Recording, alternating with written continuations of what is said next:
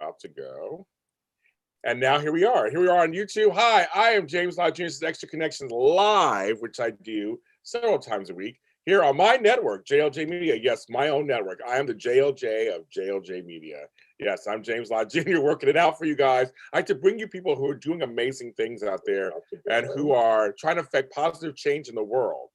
We need that, actually. What happens with me happens with him, happens with you. It's a ripple effect. And so I wholeheartedly like to bring it to you guys out there. My guest, okay, he is the super trainer and face of Beachbody. He is also the creator of The Work, 6weeksofthework.com. Don't forget that. He has trained people you know, NBA stars, actors, personalities. He's done that. He's out there working hard every day. He has a YouTube channel. I saw that also is up there too. About that, and he has over 1 million followers on IG. Yes, I'm glad he's spending time with me tonight. I told you he has $1 million smile. Amoila Cesar. How are you? Good. How are you? Thank you for having me.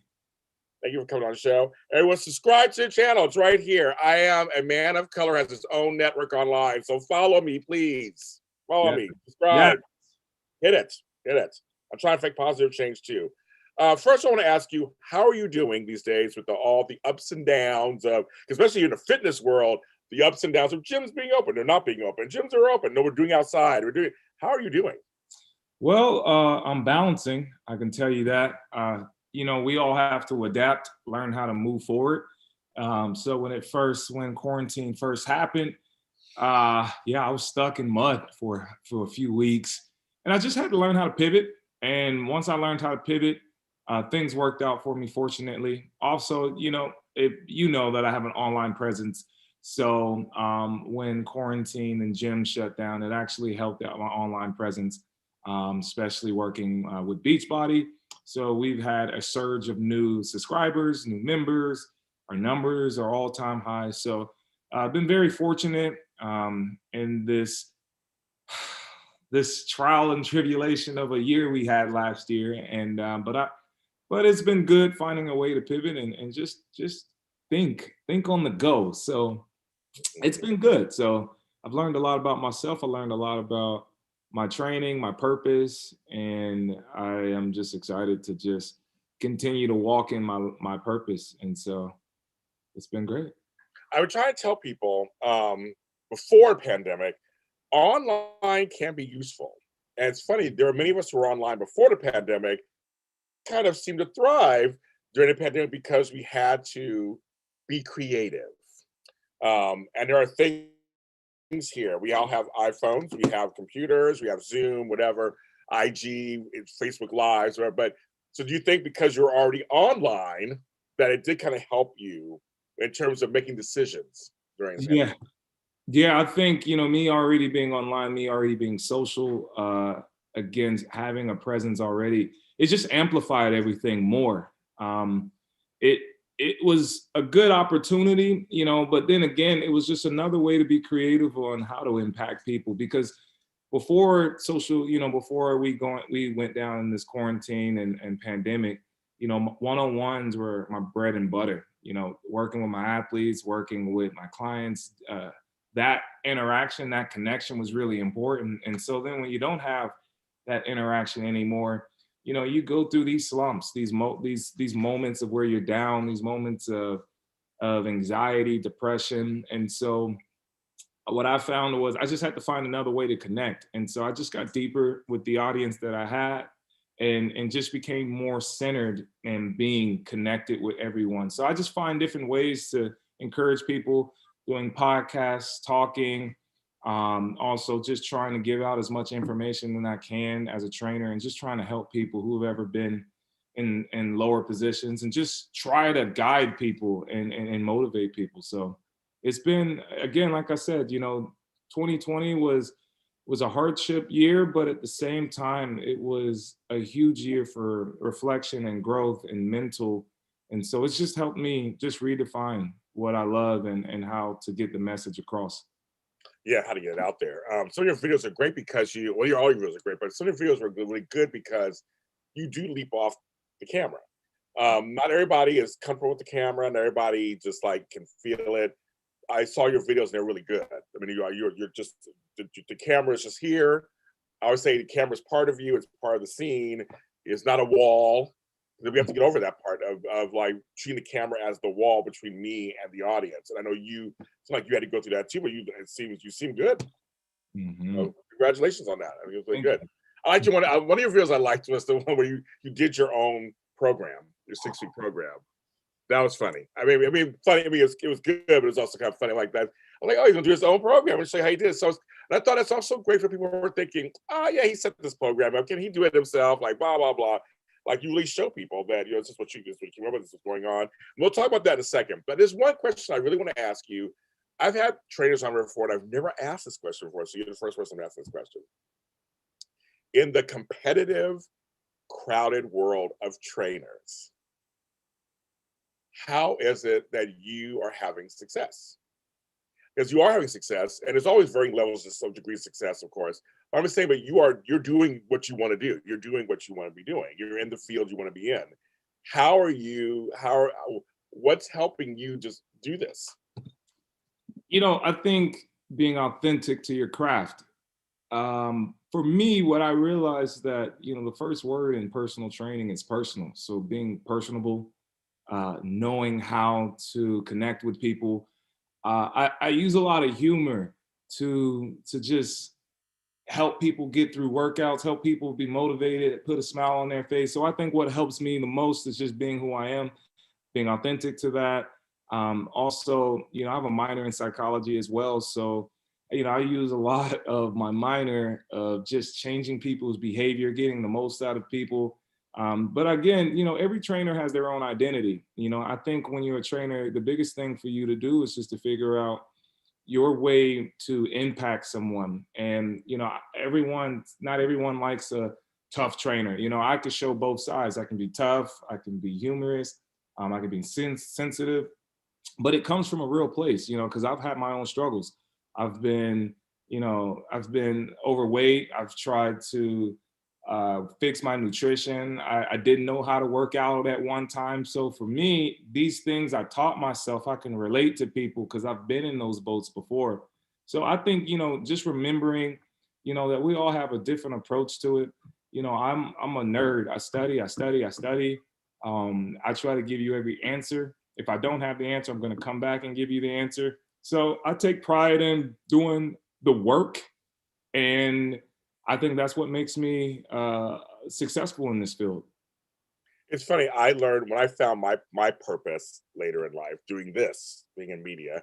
I realized I remember being in other professions and seeing those people just devour every article, read everything online. They're just into that. I'm thinking, I don't give a crap about this stuff. And I'm doing the job, I'm getting paid, but I'm just like, I just don't care. I wonder if I'll ever find anything where I can't get enough education. And now I'm here. I can't get enough education. It's not like you're the same way. You're trying to keep up on everything and anyway, but what's good. That's passion, right? Yeah, in life you have to be eternal learner. I could have just stopped after college and said, well, I got my degree, I'm good. So, I don't. Yeah. Well, no, for me, I'm going to talk about, purpose, because I swear purpose gives you identity. So the moment I realized my purpose, the next job in life is to work on it and to develop it. So life is about developing, working on it. And then once you work on it, the gift of life is giving it away. So the moment I've worked on it and I've learned how to be better at it, I help, I give, I show people the way that I took, and it has just helped so many people in life. So you always have to continue to learn. I only have a bucket of knowledge. There's so much knowledge out there. And the moment you want to stop learning, you're just defeating your soul. I promise you. But I wasn't this way. Same like you, before, hey, I'm not trying to read, or I'm not trying to get this. Right. You get tired of it. And then after a while, again, you just what am I doing? Why am I here? What I really want? And when you know that, I mean, the sky's the limit, and you want to just dive so deep into it because you realize that, I can always get better. So. Yeah, I agree with that. And yeah, once you find it, it just all falls into place. Who was your first celebrity client? My first celebrity client, her name is Amber Stevens West. Oh yeah, I know that. I know who that is. Of course, yes. Yes, Amber Stevens. She was my first client. She's one of my great friends. She gave me the opportunity, and then after that, I worked with her husband. He's an actor as well. So she was my first client, and then my second client was 2 Chainz, Grammy winner, 2 Chainz. Yeah, the 2 Chainz. Yeah, no, Yeah, yeah. he's been my client ever since. I've been training this guy for about 5 years now. Yes. I heard he's a nice guy. I actually heard he's a really nice guy. He is Great. an amazing guy. He's a Southern boy. So, yeah, Southern hospitality. He is not what you think he is. He's very intelligent. He's personable. He's sweet. He just has this swang, this twang to him that is just so genuine. So, he's a good dude. Wait, so how'd you get Amber? I mean, how did that come about? So Amber, so I worked at LA Fitness. The moment I moved to Los Angeles, so I used to live in oh my gosh, I lived in West Palm Beach, Florida. I went to school in Orlando. I forgot where I was from. Those other palm trees over there. Yeah, late interviews, my brain's turned off. But I moved to California, and I was working at LA Fitness. I saw her walk in. I saw her in 22 Jump Street, so I remember. I know this girl. And I just happened to approach her, and I said, "Hey, if you're ever looking for a trainer, please let me know. I would love to put you through a workout." And she was like, yeah, okay. And then she went off and she worked out, and didn't hear from her in months, maybe 6, 7 months. And then one day she walks back in and she looks at me and she's like, "Hey, I'm getting married and I would love to get in shape before my marriage." And so we just started training and it just worked out. But you never know, I wasn't afraid to come up to her, even though, she waited 6, 7 months, but it all worked out in the end. So that's a great lesson, actually, that sometimes when you shoot your shots, it's not always immediate. Yeah. And people, you don't know what people are going through. So maybe they're going through something, or they're busy at work, or something happens, or they're not ready yet. So when they come back, because I've had the same thing, people come up to me 3 or 4 or 5 months later, and they're ready. That means it's time for you, the time to do it. But I want to ask you, were you always that forward? Yeah, okay. So you always like yes. That. I've been this forward since I was a kid. I didn't have a problem coming up to you. I was always a class clown, so it's just okay. Yeah, I'll make you laugh. I'll find a way to make you laugh, to interact with you, so it never felt uncomfortable. I'm not that guy that's just going, hey, girl, come here. I'm not that guy. Right? I'm the guy that's like, hey, bro, you looking good today. Right, no, right. It's like, hey, what's going on, girl? Yeah, exactly. That's me. So that when you come with a welcoming approach, it's really easy to get someone to talk to you. So, yep, that's how I do it. That part's actually very true. The approach is everything. The approach is everything. It is. It's very true. Very true. Was there anyone that you've met that you were intimidated at first with, thinking, okay, can I really do this? Can I really work them out? Like, was there anybody? Yes, his name is Drake. Yes.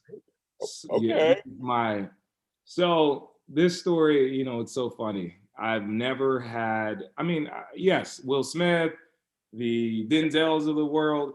So when I started training Drake, I worked with Drake maybe 3, 4 years ago, and I worked with him for over the summer. He's my favorite artist. So when I got the call and the opportunity to work with him, I didn't know what to do. Like, I'm stuttering right now.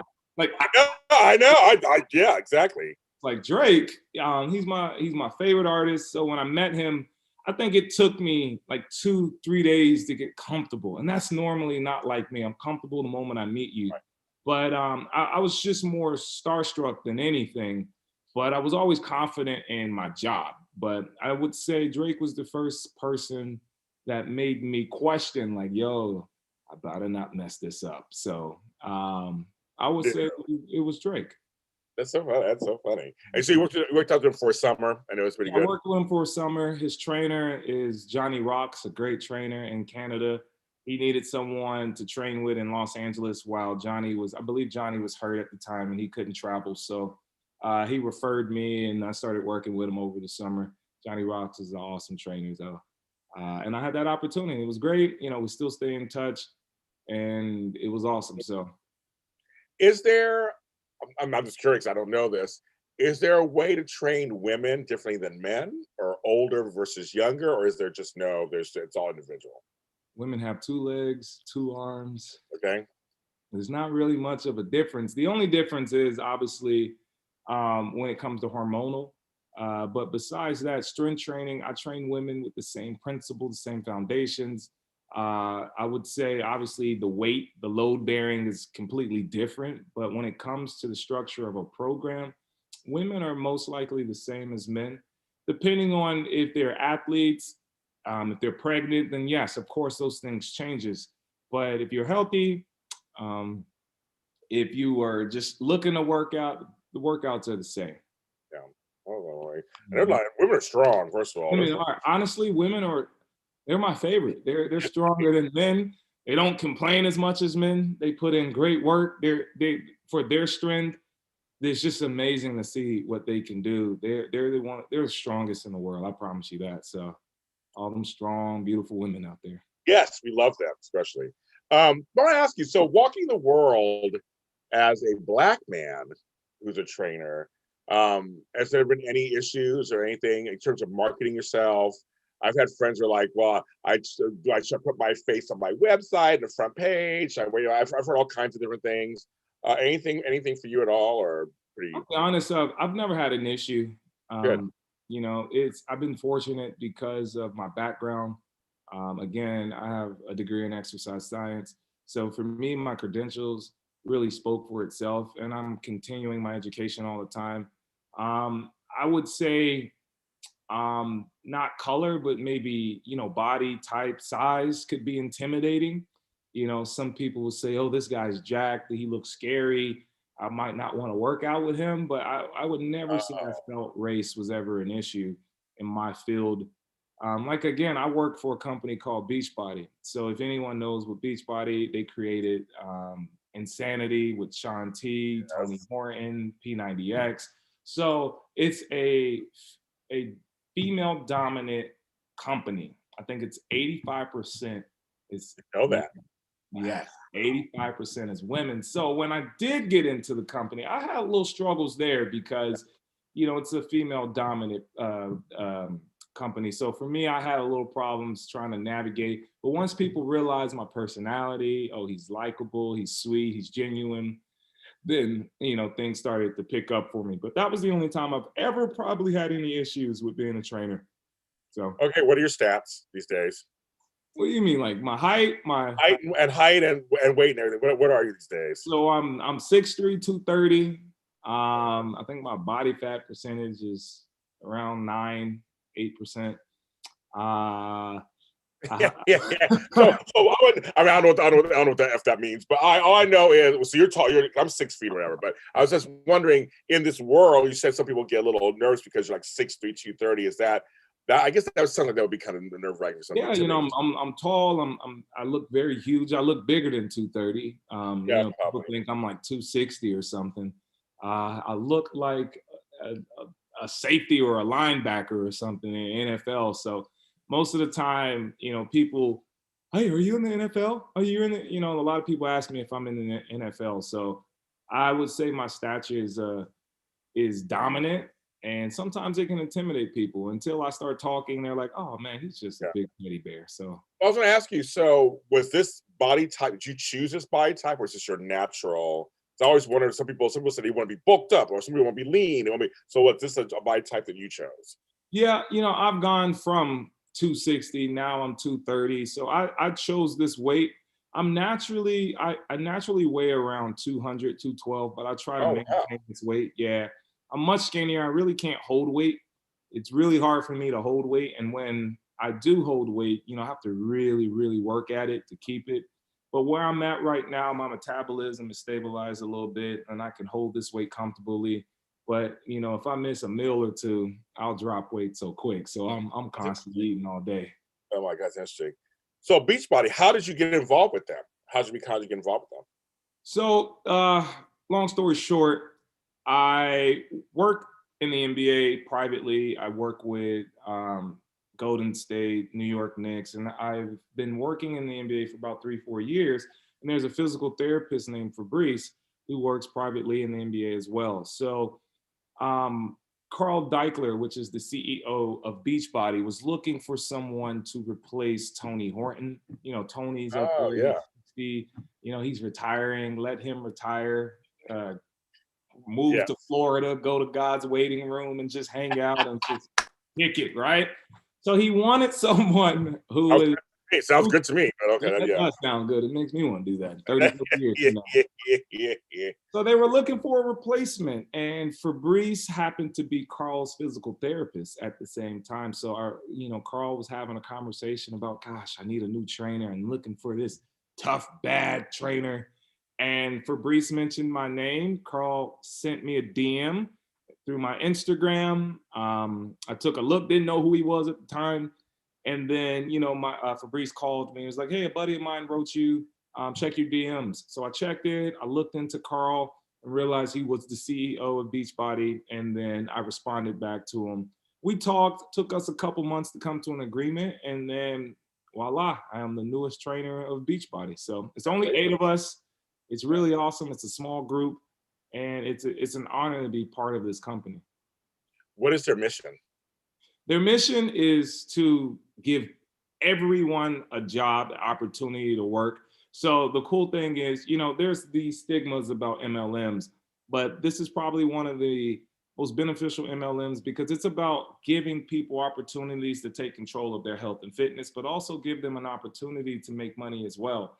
And so, we found that early on in the Tony Horton days and the Sean T days, people would get in great shape. And they would talk to their girlfriends and their friends like, yep, I got snatched up by Tony. I got snatched by Sean.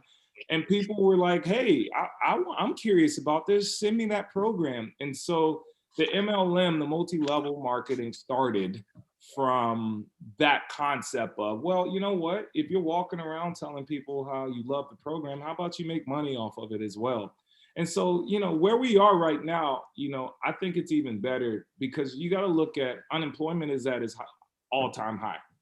And, a company like Beachbody is giving people opportunities to be able to make some money on the side. Either this is a full-time job or a part-time job, but it gives people a chance to just, again, take control of their health, get some money in their pocket, and just to help. We recently just went public.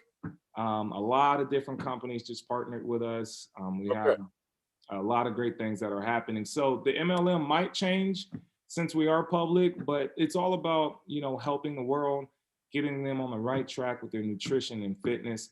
And they've been doing this company for around 30 years now, about 30 years. So it's successful. It's only growing.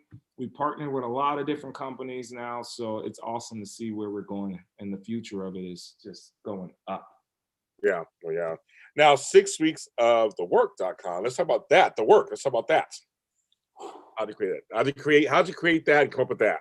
So this program is a functional training program, but it's not like, and if you don't know what functional training is basically what we do basically all day. It's about moving in all degrees of motion.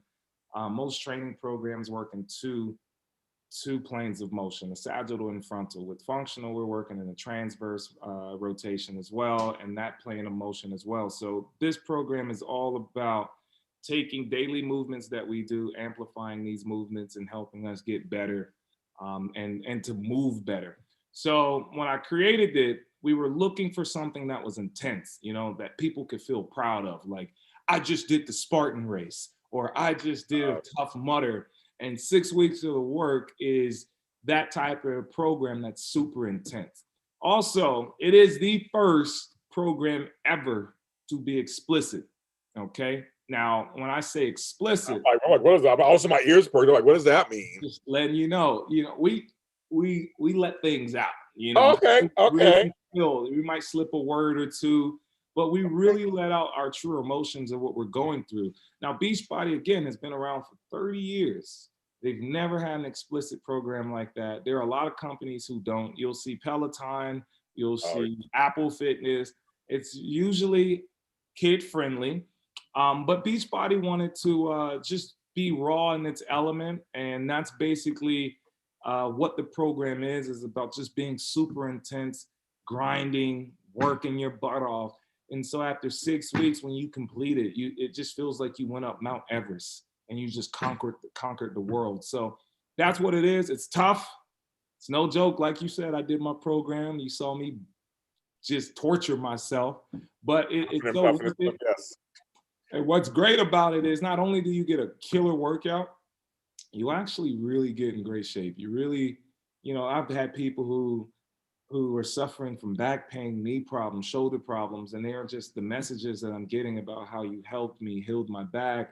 I had sciatica that's just feeling better. So there's just so many benefits to the program as well. It's not just about crushing yourself. We do a lot of stretching and mobility series in there that's really good as well. So.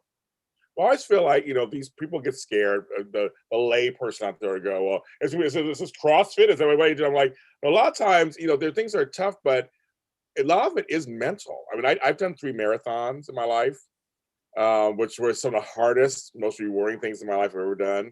In my 40s, I did them because I wanted to challenge myself. But I found it wasn't so much the physical part. It was that what I trained. I mean, it was part of it. It was the mental parts. So I'm sure for you, when it comes to these workouts, these training programs, whether it's Beachbody or 6 week, whatever, you have to work on their mind first, where your psychology comes in. So that's not the truth, basically, or anything. 6 weeks of the work, that's literally what it's about, the mentality of how you have to approach your day and attack your day. I tell people I'm more of a behavioral coach than an actual trainer. I just teach you how to eliminate distractions. I teach you how to stay in your element. I teach you how to continue to keep moving forward. It's mind over matter. So you can't get a 6-pack or you can't run long distance if you don't have this here. It all starts here, and that's how we achieve it. So we, from day one, the moment you press play, I'm in your head. It's a psychological warfare that we're having, but I am in there. I'm challenging you. I'm making you think. I'm allowing you to be free in your skin. And it's okay if you fail sometimes, but you have to recognize that. And you have to look at where you are and where you want to be and fix the discrepancy in between. And so once you can do that, I mean, the sky's the limit for you. So it's all this. You got to have it. Mindset. I agree. Mindset is everything. I think people need to understand that. So you have because your business, you got the business stuff going on. So how are you handling the other side of that, which is the social media? I mentioned you have over 1 million followers on Instagram. Like, do you get recognized? I mean, like, I know the pandemic's been cut a lot of things off being on public, but like, how do you handle that part to balance out? Because you're still trying to make work happen and be in your purpose. How do you handle that? First off, you keep saying 1 million. I wish I had 1 million. You keep saying that. I'm being funny. You have a lot. But it's a lot. Okay, I'm being funny, of course. I know you that's it. I know. I was like, damn, when did I get 1 million? I'm joking with you. Me too. Yes. But I will tell you this, social media is a beast on its own. I always focus on my psyche. I don't really play into the social media game of just constantly being on there posting, and figuring out the algorithm, because I feel like I lose connection with what's really important. I think for me, the important message of what I want to do is deliver a service that's helping people. And if people want to follow me, I love it. But I'm not out here trying to gain followers, right? I'm trying to inspire people. So I think what helped me and what sets my social media apart is I do what's real to me. I don't really do the fluff. I'm not on here posing, just showing like I can do this and do that. It really is some substance that I'm trying to deliver. And that's how I balance it out. And I found that, me just being, authentic to the work that I put in, people love that. I don't think people, 2020 was a year where everyone reflected, like, what's important in my life? Why am I following this person? Does this person make my life better, or is this person giving me self-esteem issues? And so what I try to do is, work on the gray area of how your mind is. And I just try to let you know that, like, all of this isn't, the grass over here isn't that green. You got to be watering your own garden and not paying attention to what somebody else is doing. And so it's like, how do I grow myself? How do I grow my community? I call them the killer mentality, the killer crew. the killer squad. It's just about having a killer mentality, about being resilient and relentless for what you want to accomplish in life and who you want to be in life. So hopefully I answered that question. I'm not really, I'm not big on social like that, but I have a big social following, but I think it's because I've always kept it real. Well, I tell people all the time, the grass ain't greener over there. You still got to mow the lawn. Don't matter if it's greener or not. You still got to mow the lawn. It still work. Yep. That's it all the time. Like, I got grass, you got grass, he got grass. You may not have any grass, who knows, but you still got to mow the lawn. I hate mowing the lawn. That's true. That's all the time. But no, you are. No, your stuff is really nice. I mean, it's fun because I'm the same way. I was told, be you, put out the content you want to put out. The audience will find you. They'll find you. I mean, literally, when you try to get people to get to you, it doesn't work. It really doesn't work. You go, okay, they're doing this. I'm doing the same thing. It don't work. It does not work. There's a saying, when the student's ready to learn, the teacher will appear.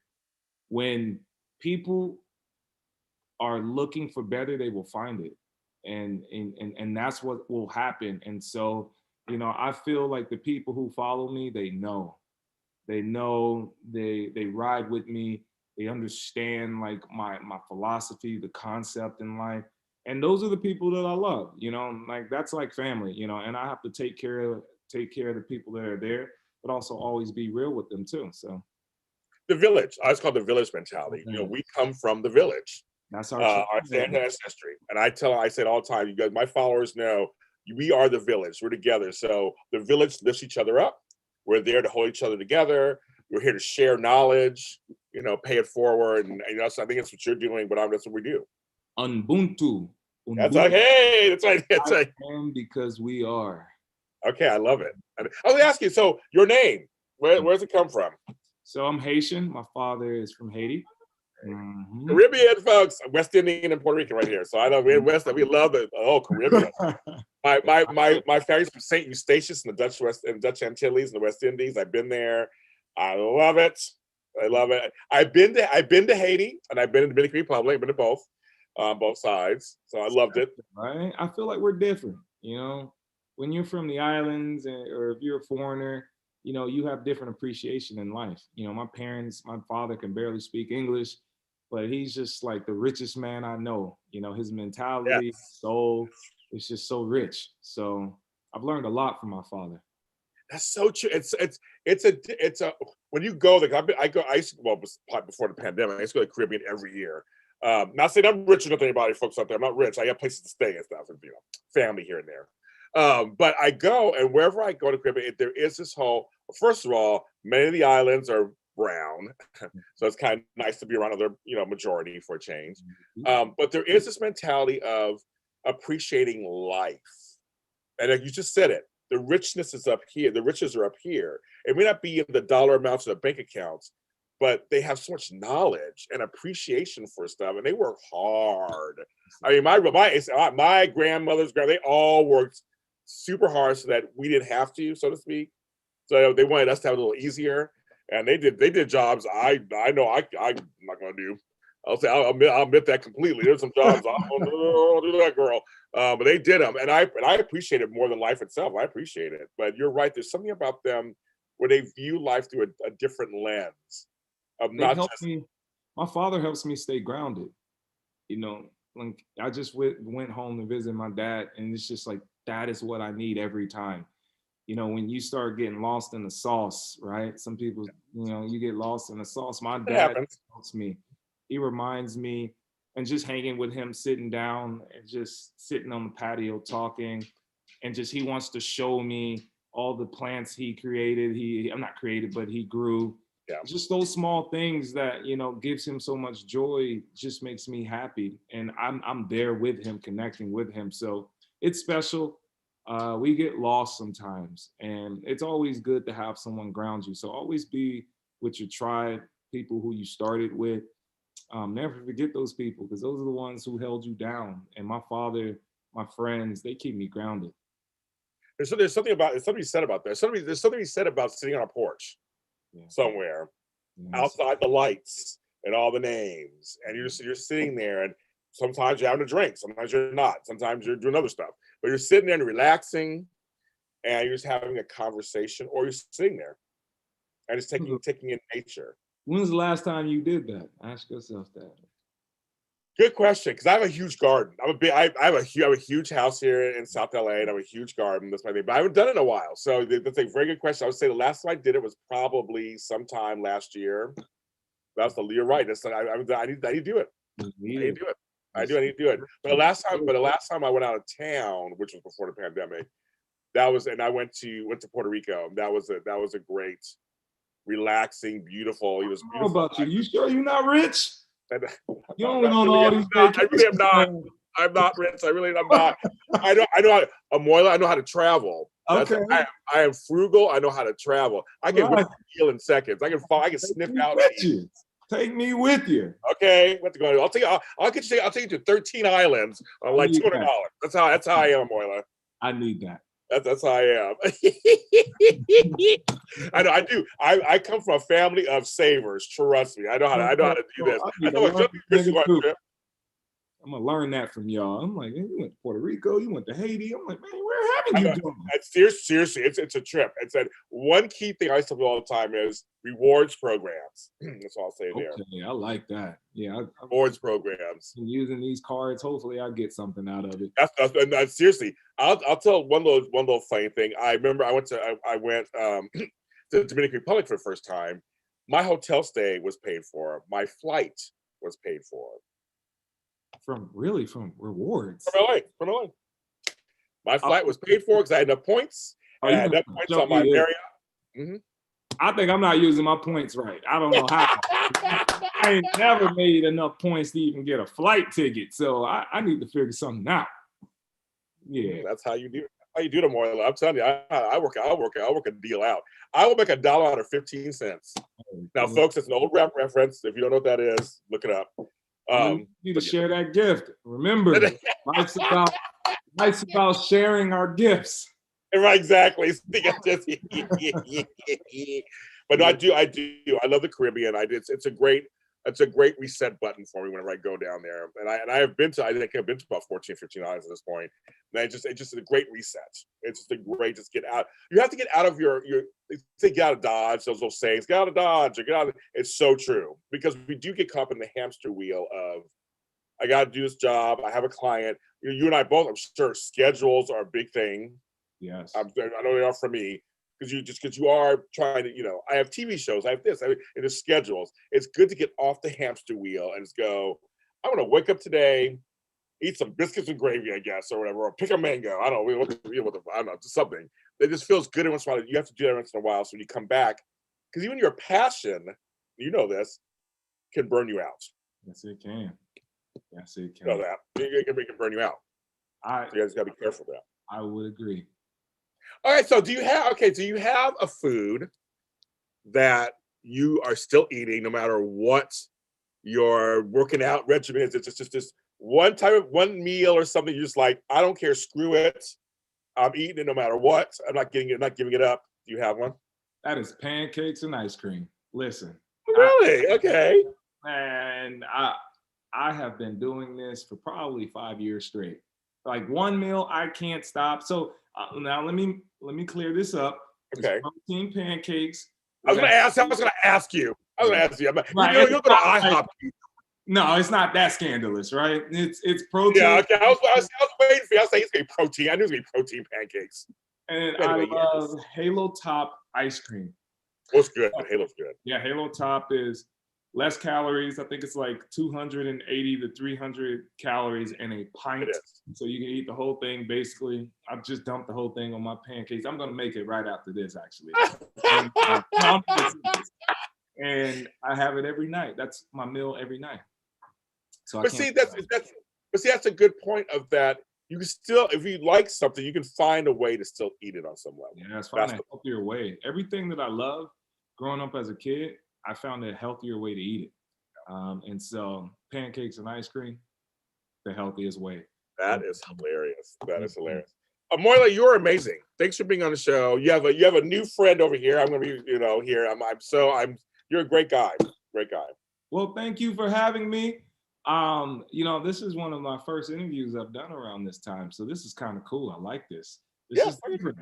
This is good. different, but I like it. And thank you. You have a lot of personality. You're an awesome guy. Great questions, and it's just a pleasure to sit here and talk to you. Thank you. Tell folks where they can find you and all of your work. Yep. So you can find me at amoilacesar.com, or you can go to my Instagram. It's Amoila_Cesar. If you just type in Amoila, there's only 2 people in the world with that name, and that's me and my father. So it's Amoila. So that's where you find me. Check me out on YouTube, wherever you guys want. I'm all over social media platforms. So I'll put them in the description. And those of you guys who are watching live, thank you for watching. We appreciate you guys watching on this Thursday night, pre-weekend. And you can find me where all James Lott Jr.'s are sold, at James Lott Jr. on all social media platforms, including TikTok. Yes, I'm a TikTok star, I guess. I do stuff on there. I don't do the dances, Amoila. I don't do that. Are you not doing that? No, I'm not doing that. I can dance. I'm not doing that. I do other things like, why is this egg so small? I do that kind of stuff. I do the, you're black when. I do those. And that's kind of my bread and butter. So I do that stuff. You ain't on there doing Corvette. No, none of that.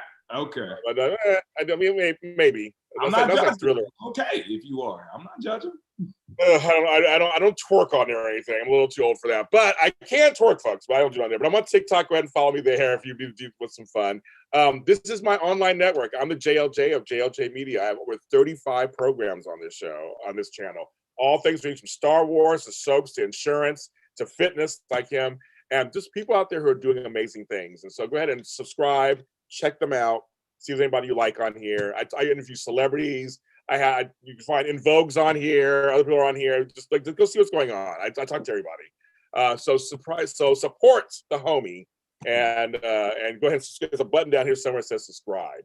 And then also we're on every streaming platform from iHeartRadio, Spotify, Google, Apple, and everything in between. Go ahead and follow JLJ Media there and all my shows there, and Extra Connections, of course, here. And follow him. Follow him. Make sure you follow him. See what he's doing over there too. Everyone, please be safe, be careful. Think about your health. The health is very important. I think this last year we realized health is very important. I want everybody living a long time, but I want people living a great long time healthy. So let's do that.